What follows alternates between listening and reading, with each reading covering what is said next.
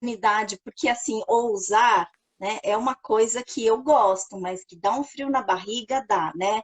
E o que a gente vai falar, o pessoal perguntou qual é o tema de hoje, né? O tema é a gente falar exatamente da grande ousadia, né? Com o meu medo de não conseguir enxergar, na verdade, porque eu recebi o diagnóstico do glaucoma, a gente iniciou esse projeto. É Grande, isso. né? Graças a você também, grande parte a sua culpa, né? Porque quando eu falo culpa, é uma culpa boa, né? Trazendo uma corresponsabilidade. E aí você também sempre me estimula, e aí eu também peguei o gosto, né? E a gente vai falar sobre o podcast. Temos 3 lives marcadas, né? Essa é para a gente contar um pouquinho para vocês como é que foi a concepção e os bastidores, né? E trazer algumas situações aí inusitadas que nos aconteceram, né, meu anjo? Foi Então, muito. Paula, Pode pode falar. continuar. A Paula é podcaster. Para quem não conhece, por favor, conheçam. Ela tem o Momento Cast e o Cucas, Lucas. que a partir do momento que eu comecei a ouvir, né, os podcasts dela, eu me encantei. Aliás, assim, eu tive a felicidade de me encantar antes. Mas, por favor, né, participem também, ouçam, acompanhem, porque tem o meu Se Tem Vida, Tem Jeito, mas grande parte porque a Paula me estimulou e me ensinou a ser podcaster. Eu estou muito, muito longe de ser uma podcaster, mas eu já posso falar mais ou menos assim. Não, eu posso dar testemunhos verídicos de que você já é uma podcaster nata. O melhor momento de editar um podcast é na gravação, e você já sabe disso.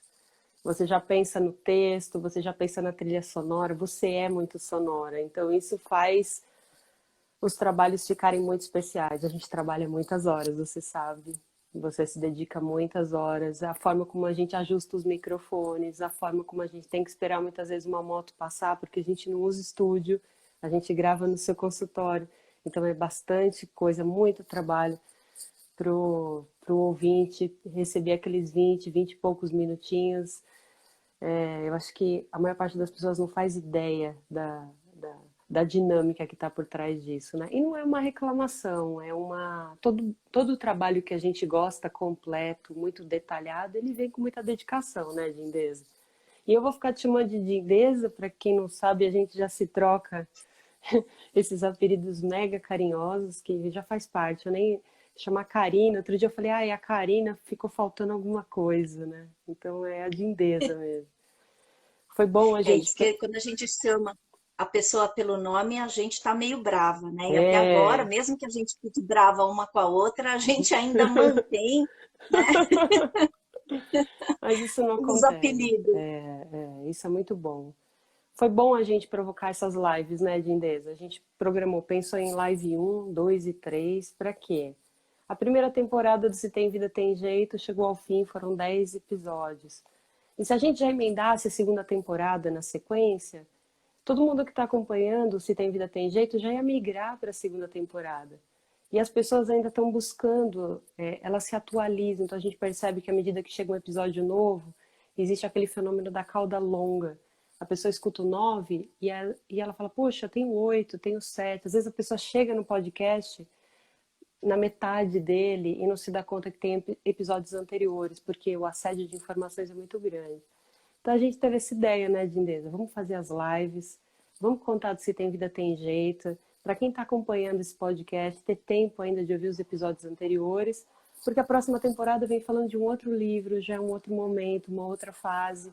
E aí todo mundo vai ficar com aquela sensação, poxa, e a primeira? Então esse tempinho é para todo mundo ouvir um pouco do que foi essa primeira, ir lá, tirar o atraso, se ainda não pôs todos os episódios em dia, a gente contar como foi especial, para mim foi especial, testemunhar você gravando foi muito especial.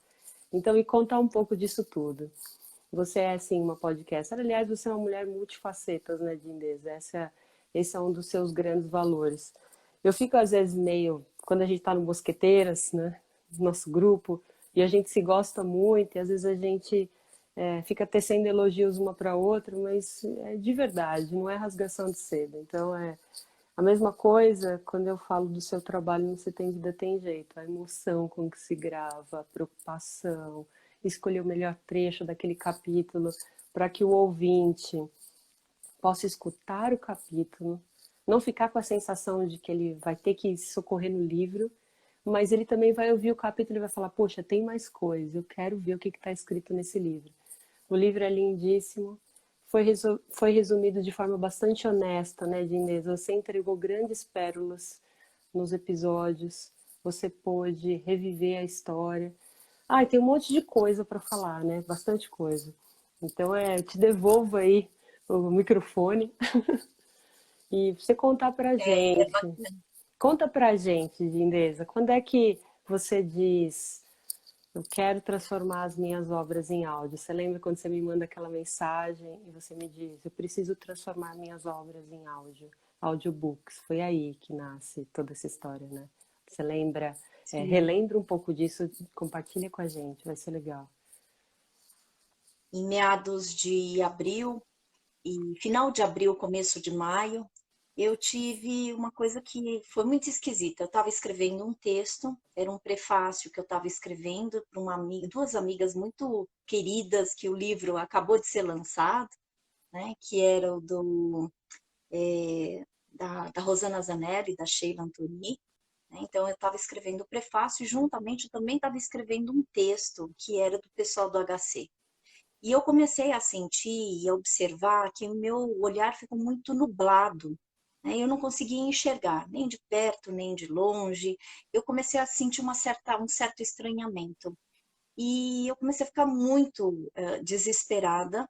E eu entrei em contato com a Fátima Martuccelli, que é uma grande amiga, e foi muito bonita a história da forma como foi desencadeada, porque eu entrei em um processo de pânico absolutamente, porque eu não conseguia enxergar direito. E aí então me veio, né, uma lembrança que quando eu estava tomando os corticoides, eu fiz os exames, né, dos meus olhos e a médica falou, olha, você tem que observar, porque provavelmente você vai ter um glaucoma corticogênico, ou seja, em função do excesso de corticoides que você tinha tomado por causa da inflamação cerebral.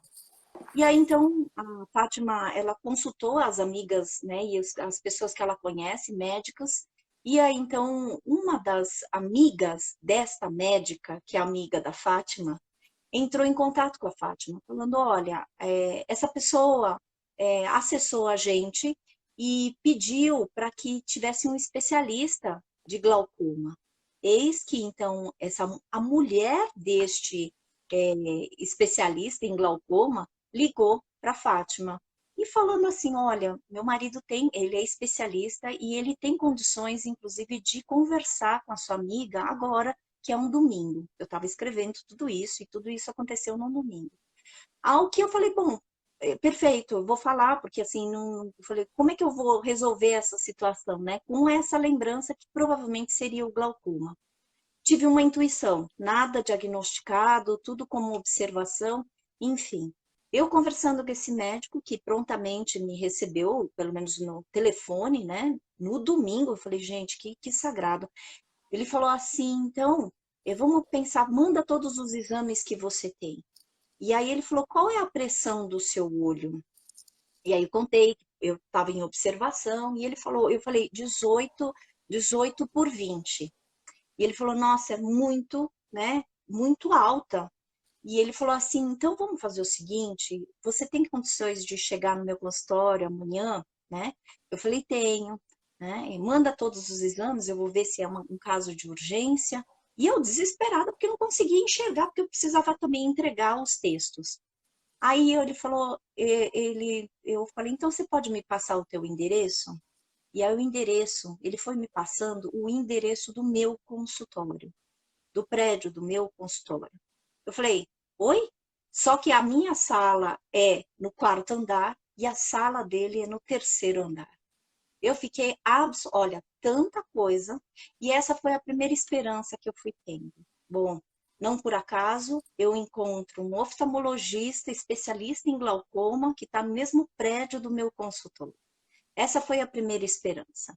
Depois, eu